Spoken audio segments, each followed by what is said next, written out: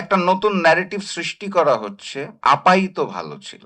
Senior সাংবাদিক নামধারী কিছু ব্যক্তিত্ব এবং কিছু মিডিয়া এটার জন্য দায়ী। আমাদের নতুন জালিম বিএনপির সাথেও লড়তে হবে, আমাদের পুরাতন জালিম আওয়ামী লীগের সাথেও লড়তে হবে, আমাদের হিন্দুস্তানি রয়ের বিরুদ্ধেও লড়তে হবে। আমাদের লড়াইটা ত্রিমুখী, একটা নতুন ষড়যন্ত্র আমি আমার জায়গা থেকে দেখি।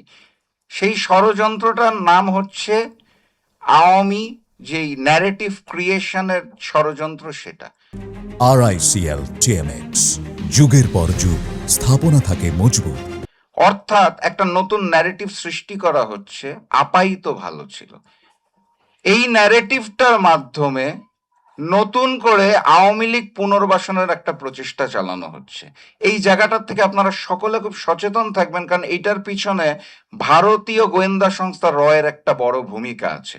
এবং দুর্ভাগ্যজনকভাবে আমাদের দেশের সাংস্কৃতিক কিছু ব্যক্তিত্ব, সুশীল সমাজের কিছু ব্যক্তিত্ব, সিনিয়র সাংবাদিক নামধারী কিছু ব্যক্তিত্ব এবং কিছু মিডিয়া এটার জন্য দায়ী। এই কারণে আপনাদের সচেতন থাকতে হবে। আমি খুব দুঃখের সাথে লক্ষ্য করি, একই ধরনের ঘটনা ঘটার পরে যখন সেটা বিরোধী দলের কোনো এমপি হয় তখন এক ধরনের প্রচারণা আসে, যখন সরকার দলীয় এমপি বা মন্ত্রী হয় তখন সেটার প্রচারণা আসে না।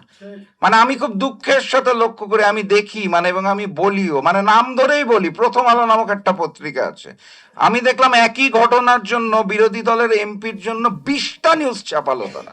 সরকারি দলীয় এমপি একটা নিউজ তারা এখন পর্যন্ত আনতে পারে নাই। তো এক প্রথম আলো বলে লাভ নাই, আমি বাকিদেরও ঘুরে ফিরে কম বেশি একই অবস্থা দেখছি। তো এই মিডিয়াগুলা, এই মিডিয়া ব্যক্তিত্বগুলা, স্পেশাল টক শো গুলা, সুশীল সমাজ, সাংস্কৃতিক ব্যক্তিত্ব যারা নিজেদের মাথাটা ভারতের কাছে বেচে দিয়েছে, আওয়ামী লীগের কাছে বেচে দিয়েছে, তারা একটা নতুন ন্যারেটিভ ক্রিয়েট করতে চাচ্ছে, যেটা হচ্ছে আপাই তো ভালো ছিল। অর্থাৎ পূর্ববর্তী জালিম বিএনপি যারা, পূর্ববর্তী মজলুম যারা বর্তমানে জালিম হয়েছে বিএনপি, তাদেরও দরকার নাই, মজলুম সংগঠন জামাতেরও দরকার নাই, 11 দলেরও দরকার নাই।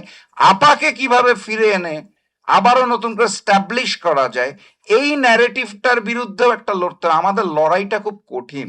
আমাদের নতুন জালিম বিএনপির সাথেও লড়তে হবে, আমাদের পুরাতন জালিম আওয়ামী লীগের সাথেও লড়তে হবে, আমাদের হিন্দুস্তানি রয়ের বিরুদ্ধেও লড়তে হবে। আমাদের লড়াইটা ত্রিমুখী। এই সামনে যে ত্রিমুখী লড়াই আসছে, সেই লড়াইয়ে সবাইকে অবতীর্ণ হওয়ার জন্য এবং বিজয়ী হওয়ার জন্য আহ্বান জানিয়ে আমি আজকের মতো শেষ করছি।